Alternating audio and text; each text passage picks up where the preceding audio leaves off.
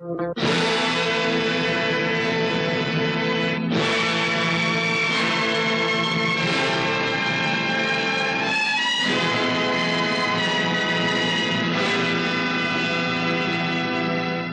खान, बेटी के रिश्ते कांच का खिलौना नहीं होते जिनसे दिल बहल गया और तोड़कर घर के बाहर फेंक दिया।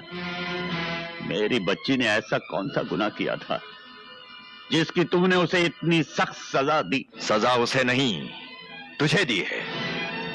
गुनहगार वो नहीं, तू है। अब शेर खान की हवेली के साये में आ ही गया है तो जवाब भी देता जा।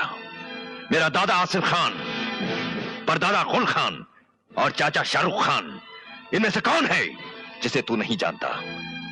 इस खानदान के बेटे की जमानत मांगने की जरूरत कैसे की तूने? बोल। हक मेहर तो हमने अपने रुखसार की हिफाजत के लिए मांगा था, अपने लिए नहीं।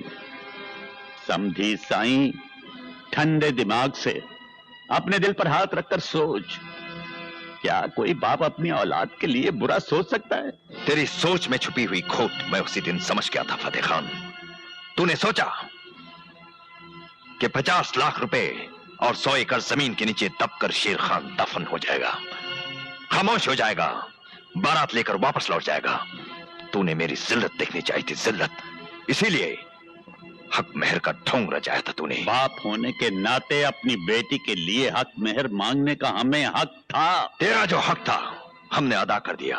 अब जाकर हमारी दी हुई जमीन पर ट्रैक्टर चला, उन नोटों के तकिए बनाकर चैन की नींद सो जा। कभी अपनी लाडली बेटी को जमीन दिखा तो कभी उसे नोटों की गड्डियां सूंघा। उसके बाद तुझे एहसास होगा कि हक मेहर मांग कर बेटी की जिंदगी किस तरह महफूज हो जाती है। शायद तू ये भूल गया कि इस जमीन पर फतेह खां अकेला पैदा नहीं हुआ है, उसके साथ उसकी भला की जिद भी पैदा हुई है। कहीं मेरी जिद किसी जिद पर आ गई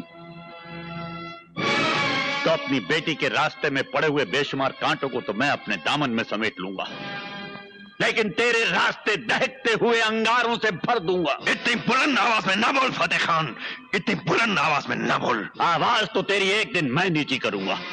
शेर की तरह गरजने वाला बिल्ली की जबान बोलेगा।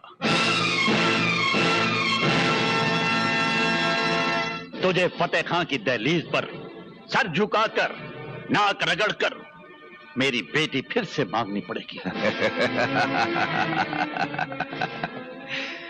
तेरी बेटी को हमने मांग भी लिया, निकाह भी किया, अपना भी लिया और छोड़ भी दिया। रही बात घर बसाने की फतेह खान, अब घर तो तभी बसेगा जब तू हमारे सामने घुटने टेककर हाथ फैलाकर रहम की भीख मांगेगा। शेर खान, हमारे दिल में छुपे नफरत के अंगारों को और हवा न दे, वरना तू इस आग में जलकर राख हो जाएगा। सीने में दुश्मनी के अंगारे लेकर जीने वाले को आग से डराने की कोशिश न कर फतेह खान, वो दिन कभी नहीं आएगा। अगर वो दिन नहीं आएगा शेर खान, तो तेरे घर की दीवारें धूप को तरस जाएंगी। फिर हम सूरज को अपने हाथ में लेकर तेरी हवेली के आंगन में रोशन कर देंगे और तुझे कहेंगे कि देख, आज वो दिन निकल आया।